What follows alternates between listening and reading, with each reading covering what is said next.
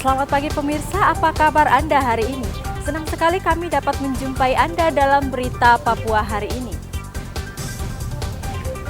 Saya Yuni Rumbarar beserta tim redaksi telah menyiapkan sejumlah berita menarik dan aktual untuk Anda. Berikut 3 berita utama.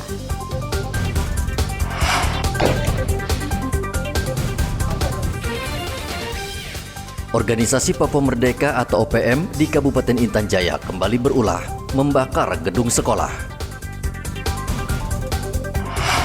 Warga Okaba, Merauke digegerkan penemuan mayat tidak utuh di pinggir kali.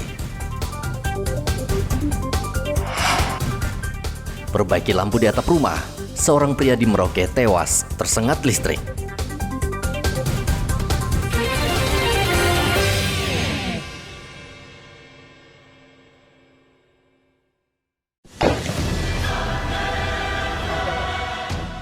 Organisasi Papua Merdeka atau OPM kembali berulah di Kabupaten Intan Jaya, Provinsi Papua Tengah. Kelompok itu membakar gedung sekolah dasar negeri Impres Pogapa yang berada di distrik Homeo, Rabu kemarin. Polisi yang tiba di lokasi tidak bisa berbuat banyak karena api sudah membesar. Ditambah lagi tidak ada mobil pemadam kebakaran di kabupaten itu. Kasatgas Humas Damai Kartens AKBP Bayu Suseno mengatakan sebelum membakar gedung sekolah, KKB terlebih dahulu mengeluarkan tembakan. Rabu, tanggal 1 Mei 2024, sekitar pukul 08.00 waktu Indonesia Timur, telah terjadi pembakaran sebuah SD di distrik Homeo. SD tersebut yaitu SD Negeri Impres Pogapa.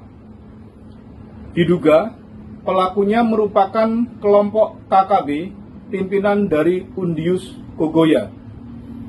Sampai dengan saat ini, kami dari Satgas Operasi Damai Kartens 2024 telah mensiagakan pasukan BRIMOB untuk melakukan upaya-upaya pengejaran dan penegakan hukum terhadap kelompok KKB pimpinan Undius Kogoya tersebut.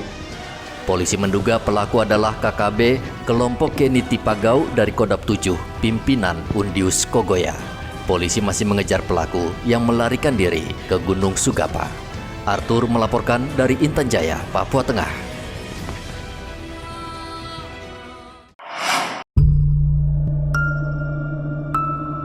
Sesosok mayat ditemukan di Kaliyou, distrik Okaba, Kabupaten Merauke, Papua Selatan. Mayat ditemukan seorang warga yang kebetulan melintas dan langsung melaporkannya ke polisi. Polisi menduga mayat tersebut adalah korban tenggelam, namun polisi sulit mengidentifikasi karena kondisi tubuh sudah rusak. Asal-usul korban belum dipastikan karena polisi masih menyelidiki identitas mayat. Kejadian itu terletak di Kaliyou dan jenazah atau mayat yang ditemukan sudah kondisi membusuk dan bahkan kepala sudah terlepas dari badan, tetapi masih satu tempat. Nah, kemudian ciri korban ini merupakan masyarakat Nusantara, ya. Namun belum ditahu persis karena yang bersangkutan ini tidak memiliki identitas pada badannya ditemukan atau di sekitarnya, tidak ada sama sekali. Nah, sehingga Polsek Okaba setelah ada laporan itu menuju ke TKP bersama dengan anggota Babinsa dan juga dokter. Nah, setelah di sana dilihat kondisi mayat itu sudah membusuk dan tidak memungkinkan untuk dibawa lagi, sehingga dokter dan petugas kepolisian maupun Koramil yang ada mengambil inisiatif untuk langsung menguburkan di wilayah situ sampai menunggu sewaktu-waktu ada yang mencari keluarganya, karena memang korban ini tidak ditemukan sama sekali identitasnya. Nah, jadi kejadian itu memang sudah ditemukan oleh masyarakat lebih awal, kemudian didatangi oleh petugas. Saat ditemukan, mayat tidak menggunakan baju dan hanya mengenakan celana pendek. Karena kondisi mayat sudah tidak utuh, polisi dan tim SAR langsung mengubur mayat di sekitar lokasi. Muhammad Ridwan melaporkan dari Merauke, Papua Selatan.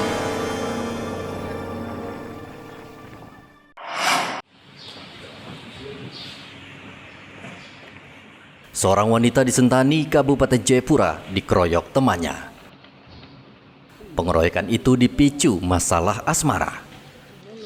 Dua pelaku tidak terima pacarnya berhubungan dengan wanita lain sehingga korban dilabrak pelaku. Polisi bergerak cepat dan menangkap dua pelaku.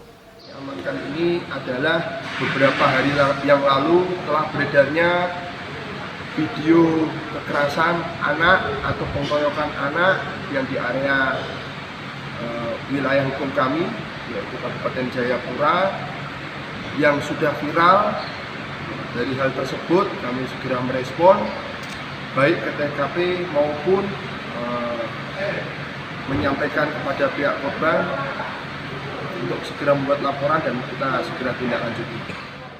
Dua pelaku langsung ditahan di kantor polisi, sementara polisi masih mengejar satu pelaku yang berperan dalam perencanaan pengeroyokan. Akibat perbuatannya, kedua pelaku terancam maksimal 5 tahun penjara.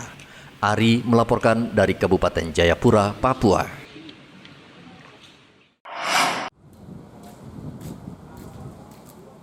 Rumah Sakit Umum Daerah Merauke tidak berhenti menerima pasien demam berdarah.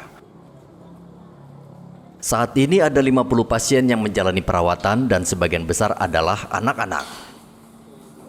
Saat ini demam berdarah dengue sedang mewabah di Merauke. Jumlah penderita terus bertambah.